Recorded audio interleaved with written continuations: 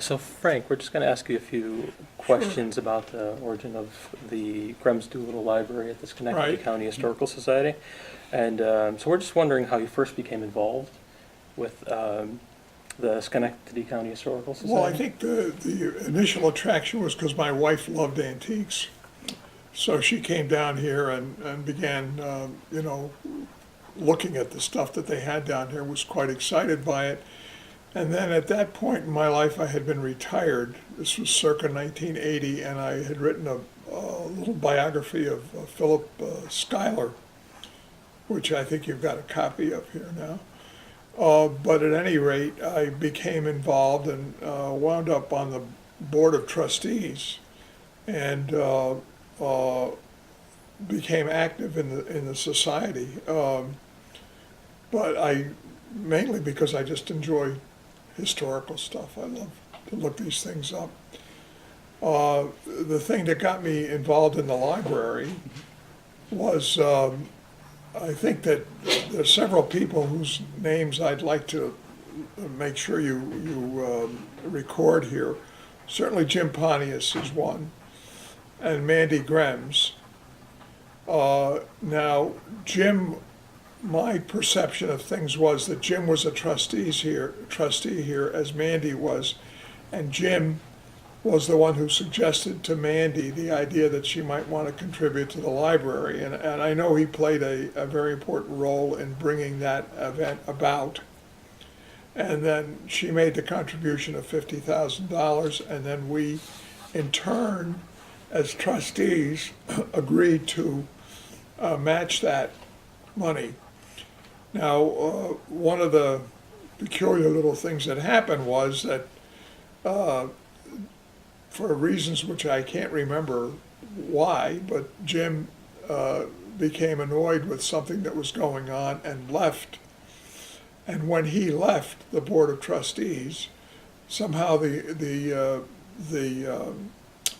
responsibility for raising the money fell on me. I don't know how that happened because I'm not much of a money raiser. But at any rate, we continued our effort to raise the money simply by asking members for contributions and asking members of the board. And eventually we were able to match the amount of money that Mandy gave us. And we hired Cullen, you mentioned that, to build the library for us. Now, a couple of people who played very important roles in this whose names should not be forgotten, Scott Hefner and Elsie Maddox. Elsie was the librarian here when this library first opened, but she had acted as the librarian in the Historical Society building as well. I think that the reason that Cullen wound up as the contractor who built the library was because it seems to me that he was the guy who also built the Vroman Room. Yeah. And people were very happy with his work on the Vroman Room, so they hired him to build the library. Elsie Maddox played a big role in that. Scott Hefner was very active too. The guy who stands out in my mind absolutely is John Hancock. When this library was being built, I used to kiddingly refer to John Hancock as the clerk of the works because he was here all the time. And to the extent that there were any details in the actual construction of the library, where things were placed and how they came out, I'm pretty sure that it was more John's decisions on what to do than anybody else's. I think that he played a role in for instance, in the creation of this window that looks over the Mohawk River. But Jim Pontius, Mandy Grems, John Hancock, Scott Hefner, and Elsie Maddox as the first librarian. Elsie was a very, very, very active person. And when the library was built and first organized, she's the one that did most of the work in deciding where things were going to be placed and how they were going to be placed. Now, there was something about this window behind me, and I think that Mandy had something to do with that. I guess, I used to think to myself, we should be eternally grateful to her every time we sit back there Yeah, I guess if and there's look, a, and look out on the river and see what a beautiful sight it is. My approach for what happened, as I said, Jim Pontius was going to raise the rest of the money. Then something happened. I don't know what it was, but it was a matter of considerable annoyance to him. And during a trustees meeting, someone said something that he didn't like, and he got up and left. And that somehow or other, the responsibility devolved on me, but it was just I really didn't do anything spectacular. I just asked the members of the board to make contributions. And then, of course, I think if you looked in the record, there was probably a good deal of correspondence to the members of the society soliciting funds. But we were very fortunate to be dealt with so generously, and we were able to raise the money to bring the project to a conclusion.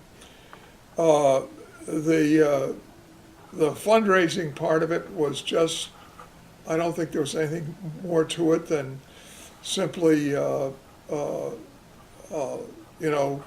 talking to people, asking them for contributions.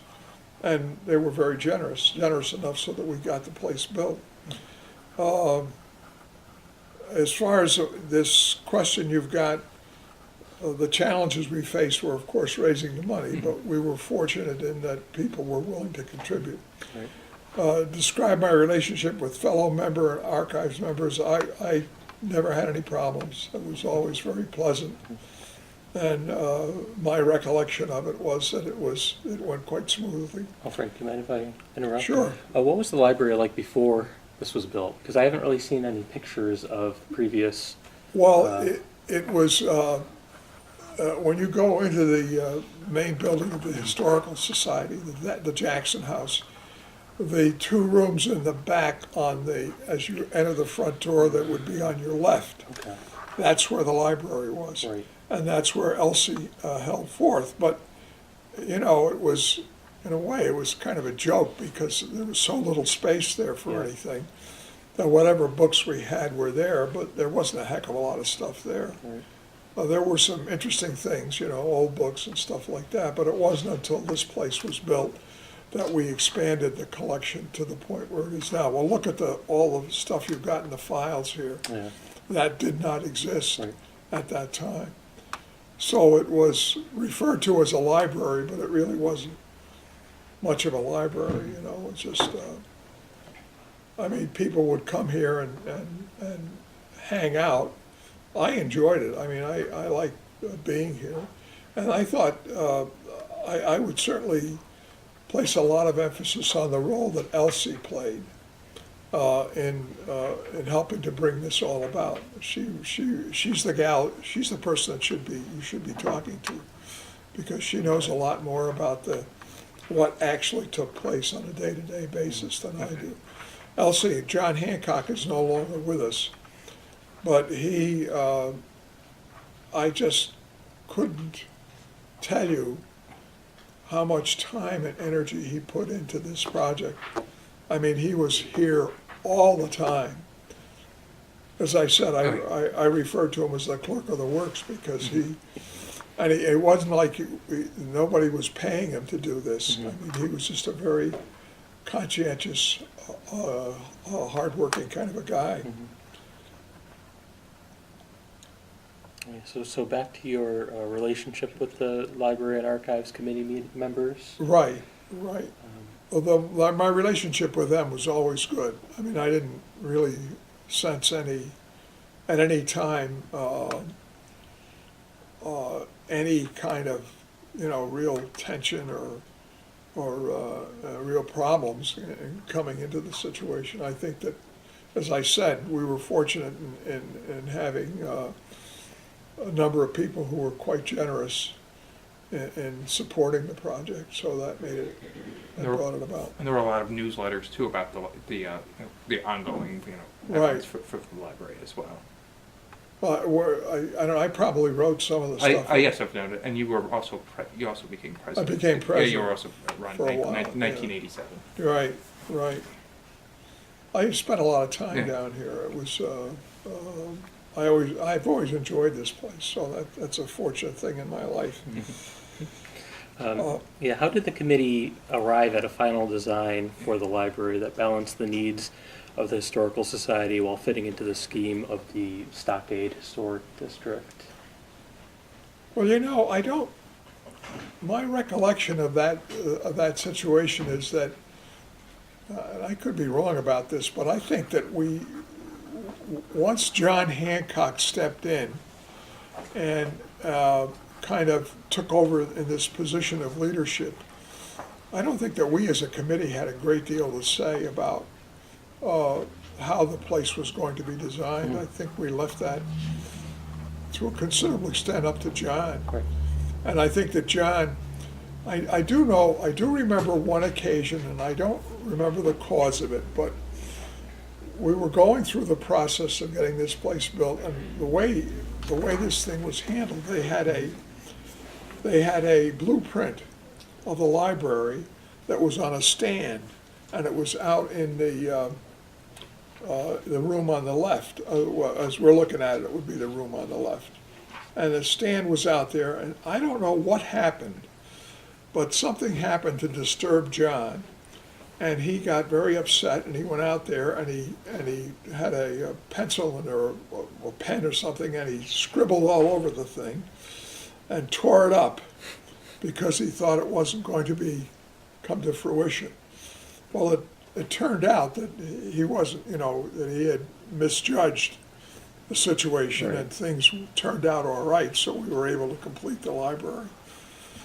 I think with fundraising, there are always some bumps in the road. I mean, you never quite get everything you want all the time. But we did get enough money to bring the project to a completion. And then, after we had raised enough money to match Mandy's initial gift, she gave an additional gift.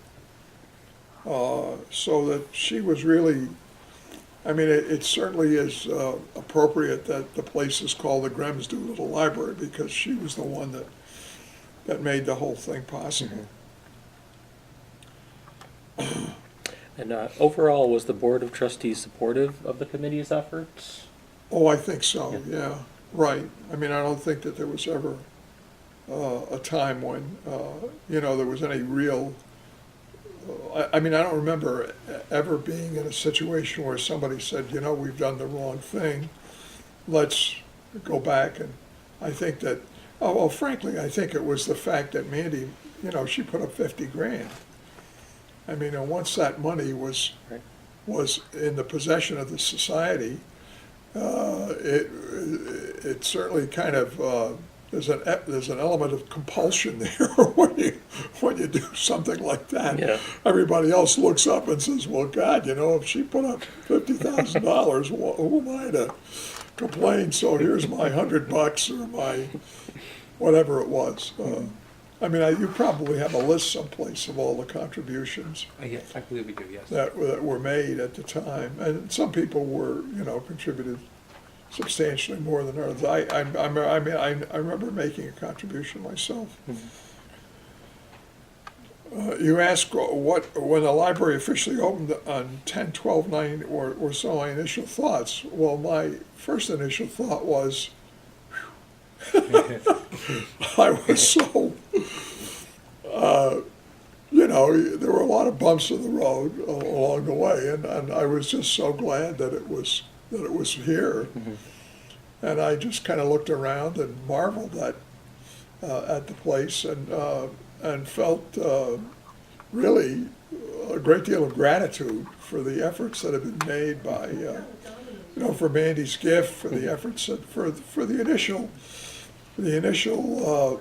move that was made by Jim Pontius, because I think Jim deserves a lot of credit, even though he, whatever it was that caused him to break off his relationship. I don't remember the circumstance enough. I just know that he ended it.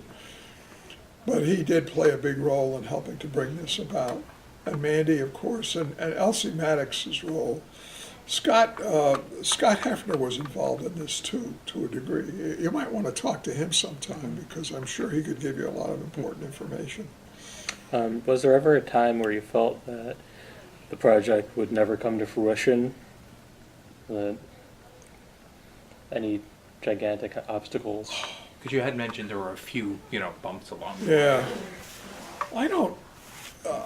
I really don't recall thinking at any time, well, the project has come to fruition, so probably I have erased any doubts that I might have had at the time from my mind. But I mean, I don't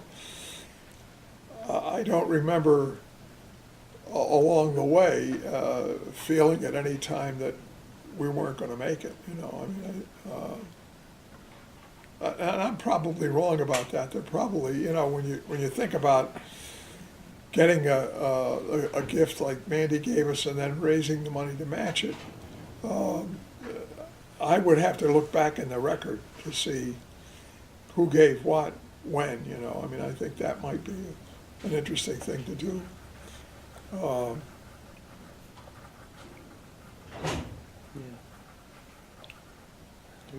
But, obviously, it turned out all right, so that's. Yeah. Now, you've seen the library evolve over the span of almost Sure. 25 years. What do you think about the library today? Well, I spend enough time here so that I really enjoy coming down here and dabbling in all the stuff that's on the shelves, and I'm just kind of, I don't know, fascinated by all this historical stuff, so that the experience I had yesterday of going through this file that you've got on Terrace was a good example of what for me is something that I really enjoy doing. Yeah. I have a very positive feeling about this place. I like it the way it is. I like the way you guys have put it together and the way you're running it. I mean, I think that you've managed to.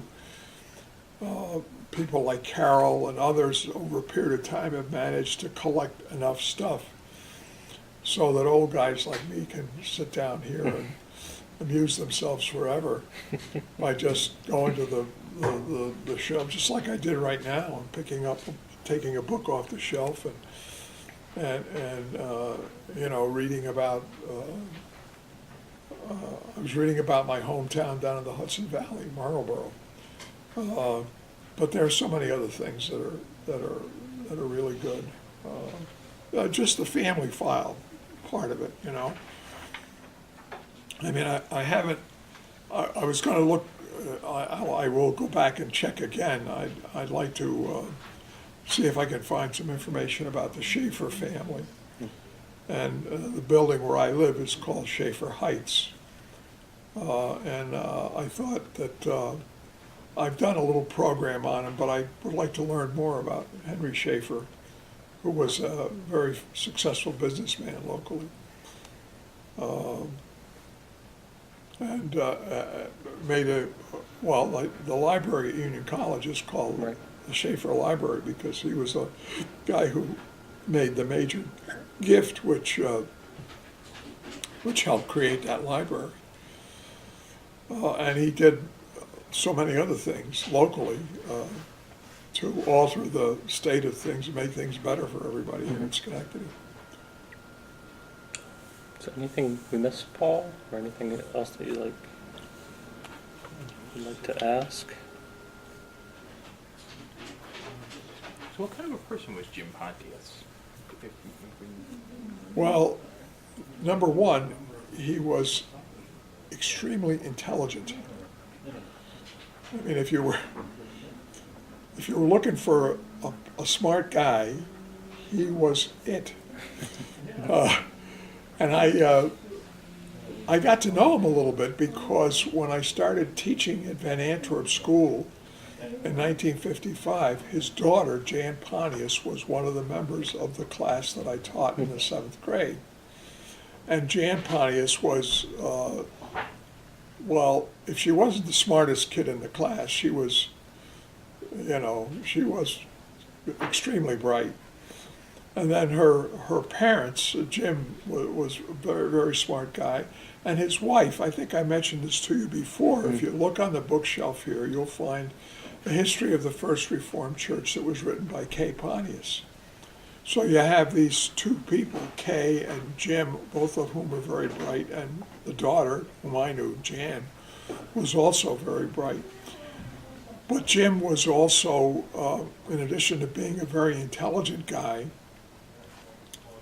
once he made up his mind about how things were going to be, his expectation was that people were going to follow a certain set of directions, and if anybody disagreed with him,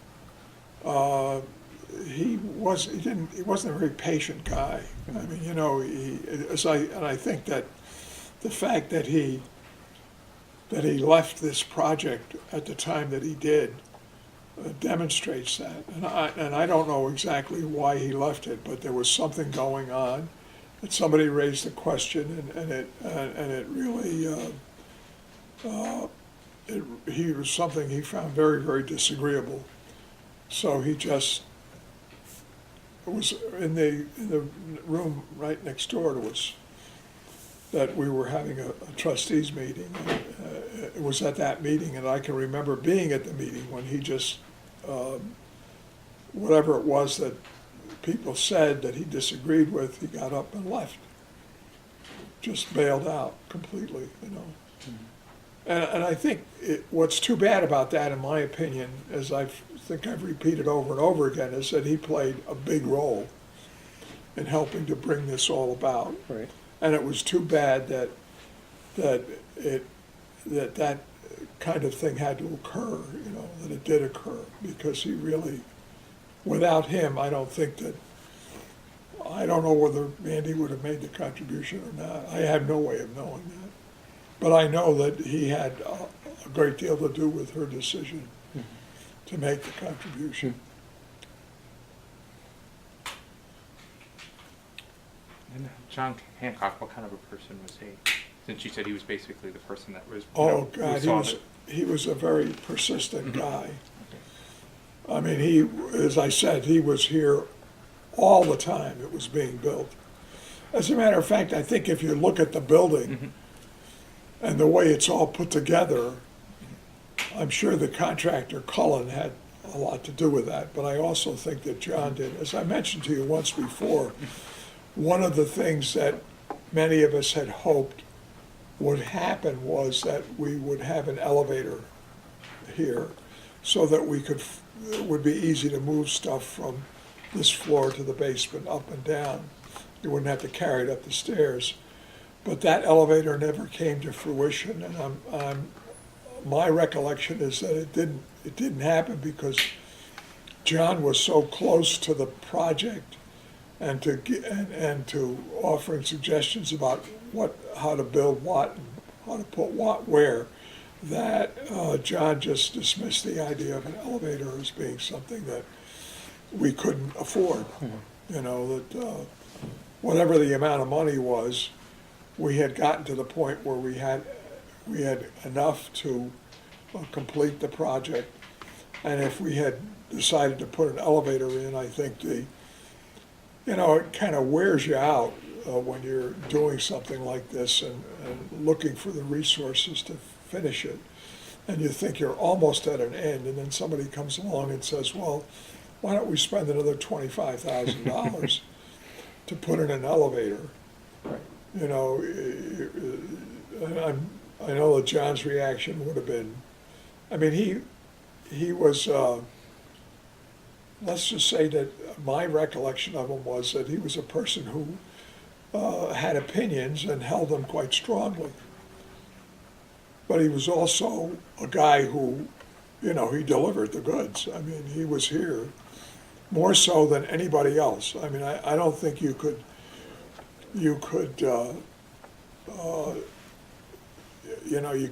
justly measure the value of his contribution to the construction of his place, because he was here all the time. And my guess is that if you look around, and I don't know exactly where to look for this, but that that, there are things here that occurred and are the way they are because John made these suggestions to the contractor, Cullen. Is Cullen still around? Oh, I'm not sure about that. Mhm. We'll have to look into that. I mean, he'd be a good guy to talk to. Mhm. As I said, the person I think you ought to talk to is Elsie Mattis. I mean, she knows a lot more about what happened here than I do, because she was the librarian.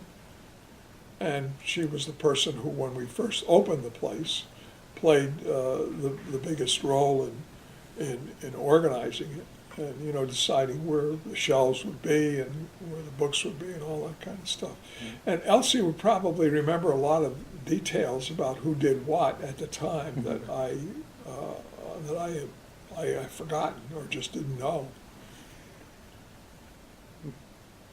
What we ought to do is invite Elsie to lunch. Yeah, Okay. that's a great idea. Hey, Carol, Yeah, think you could call Elsie up and ask her if she wants to go to lunch? today? Well, not today, but, sometime in the near future at her convenience. Well, yeah, or Mike could call her. She never met Mike, so, Oh, that'd be great, yeah. Yeah. Sure. We'll have to take her out to lunch someday then. I think I'll take you both out to lunch. Well, and I could include Carol and Paul. I mean, I have, I'm not sure she's still driving. So that might take a little maneuvering. well, we could drive out Pick her together. up. Yeah. We Well, could pick that's her up. true. Go Yeah. get her. And I guess Mandy Grems, a bit about what she was like. Well, she was unique in the sense that, you got to remember that we're talking about, the 19th century, the 20th century. What am I thinking about? But I mean, she was like a woman engineer working for GE, and in that sense, there weren't many women who were doing the kinds of things that she was doing. So Right. that was kind of an extraordinary thing for her to be playing that sort of a role. But I am inclined to think that she was like one of those kids in school who was, really terrific in mathematics and really, really very, very good at solving problems, all the practical problems, but at the same time, doesn't find it easy to socialize. Although Mandy, I had this memory of coming to the Historical Society one day, and out in front of the building, at the foot of the steps, there is Mandy seated on the sidewalk in the summertime, and she's pulling weeds from between the cracks in the sidewalk. But that's the kind of person she was. She was a very, very hardworking person. She was a single woman, for one thing. And maybe that tells you something about her, personality-wise. But she and Jim had a very good relationship. But I don't think she was an easygoing, affable kind of person that you would find it easy to talk with all the time. She was not that she was unpleasant. I mean, I think that my impression of her was that she was the sort of person who had opinions, and she held to those opinions. But there again, I mean, the very fact that she was generous enough to make the contribution and make such a huge difference in the lives of everybody since then, gosh, you got to give her a lot of credit for that. Right. Well, anything else, Paul, that you can think of? Not at the moment. Well, thank you very much, Frank. Oh, you're welcome.